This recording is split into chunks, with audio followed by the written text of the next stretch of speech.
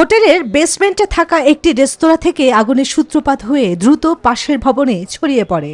ঘন বসতিপূর্ণ এলাকা এবং মাত্র একটি প্রবেশ নির্গমনের পথ থাকায় মুহূর্তেই পরিস্থিতি ভয়াবহ হয়ে ওঠে। এতে প্রাণ যায় বিদেশি নাগরিক সহ বেশ কয়েকজনের, আহত হন আরো অনেকে।